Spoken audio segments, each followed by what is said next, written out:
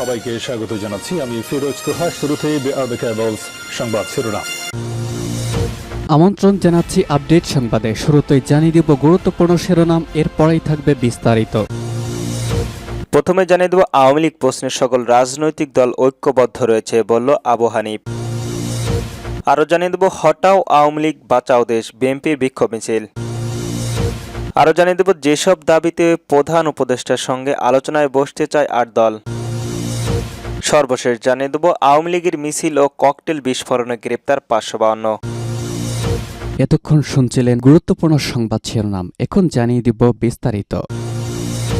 আওয়ামী লীগের সকল রাজনৈতিক দল ঐক্যবদ্ধ রয়েছে বলল আবু হানিফ। নিষিদ্ধ দল আওয়ামী লীগের নৈরাজ্য প্রতিবাদের বিক্ষোভ মিছিল করেছে গণ অধিকার পরিষদের নেতাকর্মীরা। রাজধানীর পল্টন এলাকায় এই মিছিল অনুষ্ঠিত হয়। বিক্ষোভ মিছিল শেষে সংক্ষিপ্ত সমাবেশের গণ অধিকার পরিষদের উচ্চতর পরিষদের সদস্য ও গণমাধ্যম সমন্বয়ক আবু হানিফ বলেন, নিষিদ্ধ দল আওয়ামী লীগের ১৩ তারিখের কথিত লকডাউনের কর্মসূচি দিয়েছে। এই কর্মসূচিকে কেন্দ্র করে দেশের বিভিন্ন জায়গায় মানুষ পুড়িয়ে মারছে, ককটেল মারছে। নিষিদ্ধ দল আওয়ামী লীগের নৈরাজ্য প্রতিবাদে আজকের আংশিক এই বিক্ষোভ মিছিল। তিনি বলেন, আওয়ামী লীগ ৫ই আগস্ট দেশ ছেড়ে পালিয়েছে, সেই আওয়ামী লীগ আর ফিরতে পারবে না। ভারতে পালিয়ে থেকে কথিত কর্মসূচি দিচ্ছেন। নিষিদ্ধ আওয়ামী লীগ বাস্তবে নয়, ফেসবুকে লকডাউন পালন করতে পারে। বাস্তবে এই কর্মসূচি পালন করতে গেলে জনগণ তাদের গণপিটুনি দেবে। পলাতক খুনি হাসিনা দেশ ছেড়ে পালানোর সময় তার কর্মীদের কথা চিন্তা করেনি, এমনকি কর্মীদের জানিয়েও যায়নি যে নিরাপদে পালাও। নিষিদ্ধ আওয়ামী লীগের সিনিয়র অনেক নেতাই বিপদে নিরাপদে ৫ই আগস্টের আগে পালিয়ে যায়, আবার অনেকে ৫ই আগস্টের দিন পর পালিয়ে যায়। তারা কর্মীদের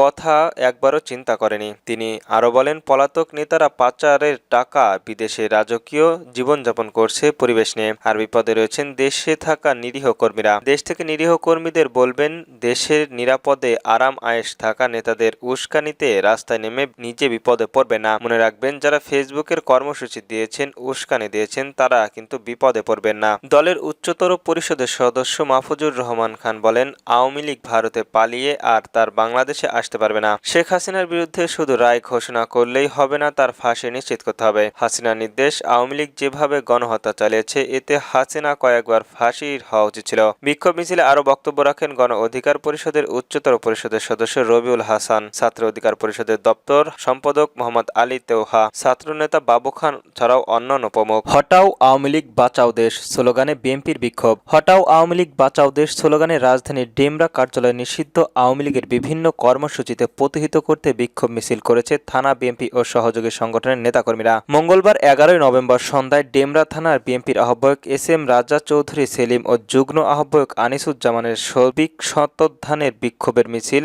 স্টাফ কোয়ার্টার, কোনাপাড়া এবং সালেউল্লি এলাকার প্রদক্ষিণ করে। মিছিল পরবর্তী এক পথসভায় এস এম রেজা সেলিম ও আনিসুজ্জামান বলেন, দিল্লিতে বসে দেশের বিরুদ্ধে ষড়যন্ত্র করে দেশকে অস্থিতিশীল করে তোলার লক্ষ্যে ১৩ নভেম্বর নিষিদ্ধ ঘোষিত আওয়ামী লীগ এবং সব সহযোগী সংগঠন সারা দেশের লকডাউনের ঘোষণা দিলেও লাভ নেই। যে কোনো মূল্যে ডেমরা থানার বিএনপি ও প্রতিহত করবে। নেতারা বলেন, যে কোনো সময়ে যে কোনো এলাকায় চৌরাস্তা হামলা হতে পারে। তাদের এসব রাষ্ট্রবিরোধী সন্ত্রাস কর্মকাণ্ড প্রতিহত করতে ঢাকা ৫ আসনে তারেক রহমানের মনোনীত ধানের শীষকে কাণ্ডিত নবী ভাইয়ের নির্দেশে ডেমরা থানার বিএনপি সদা প্রস্তুত রয়েছে। আগামী ১৩ নভেম্বর পর্যন্ত বিএনপির কোনো কর্মী বসে থাকবে না। ডেমরা থানার এলাকায় প্রতিটি পাড়া মহল্লায় অলিতে গলিতে যে কোনো পরিস্থিতির মোকাবেলা করার জন্য বিএনপির নেতাকর্মীরা প্রস্তুত রয়েছেন। আমরা ডেমরা এলাকায় আওয়ামী লীগের হানাদের দাঁড়াতে দেব না। এ সময় উপস্থিত ছিলেন ডেমরা থানার বিএনপির যুগ্ম আহ্বায়ক রফিকুল ইসলাম মানিক, কবির খান।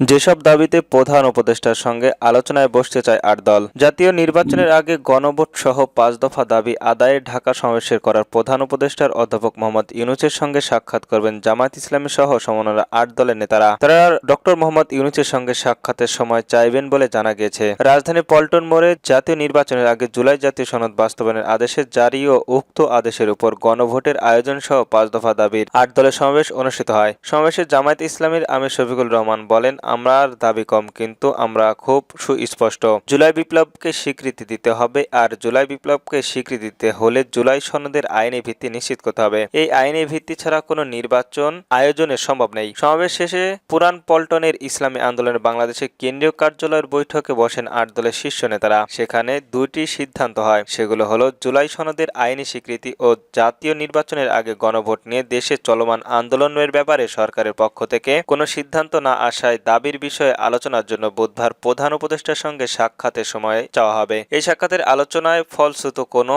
সিদ্ধান্ত না এলে বুধবার ৮ দলীয় নেতাদের কঠোর কর্মসূচির সিদ্ধান্ত দিতে বাধ্য হবেন। বৈঠকে জামায়াতের ইসলামীর আমির শফিকুল রহমান, সেক্রেটারি জেনারেল গোলাম পরোয়ানা, সহকারী সেক্রেটারি জেনারেল হামিদুর রহমান আজাদ ছাড়াও অন্যান্য কয়েকজন উপস্থিত ছিলেন। আওয়ামী লীগের মিছিল ও ককটেল বিস্ফোরণে গ্রেপ্তার ৫৫২। রাজধানীর বিভিন্ন স্থানে গত অক্টোবর থেকে মঙ্গলবার পর্যন্ত অভিযান চালায় ঢাকা মেট্রোলিয়ান পুলিশ। এদিনে দীর্ঘ সময় ধরে আওয়ামী লীগ ও তাদের অঙ্গ সংগঠনের ৫৫২ জন নেতাকর্মীকে গ্রেপ্তার করা হয়েছে। ডিএমপি হেডকোয়ার্টারের এক সংবাদ সম্মেলনে এ তথ্য জানান কমিশনার শেখ সাজ্জাদ আলী। তিনি বলেন, গত কয়েকদিন রাজধানীর বিভিন্ন স্থানে ককটেল সদৃশ বস্তুত নিক্ষেপ ও বিভিন্ন যানবাহন এবং সংযোগ মাধ্যমে জনমতের আতঙ্ক ছড়ানো সহ আইন শৃঙ্খলা বিনষ্ট করার অপচেষ্টার অব্যাহত রয়েছে। ১ নভেম্বর থেকে ১১ নভেম্বর পর্যন্ত ১৫টি স্থানে ১৭টি ককটেল বিস্ফোরণ হয়েছে এবং গত ২ দিনে ৯টি যানবাহনের অগ্নিসংযোগের ঘটনা ঘটে। গত ২৭ ঘণ্টায় ককটেল বিস্ফোরণ ঘটনায় এই পর্যন্ত ১৭টি মামলায় রাজু করা হয়েছে এবং এসব ঘটনার সঙ্গে জড়িত থাকা অপরাধের ৪৯ জনকে গ্রেপ্তার করা হয়েছে। এই কর্মকর্তা আরও বলেন, কার্যক্রম নিষিদ্ধ একটি দল ও সহযোগী সংগঠনের নেতাকর্মীরা আত্মগোপন থেকে রাজনৈতিক কর্মকাণ্ড পরিচালনা করার অপচেষ্টা চালাচ্ছে।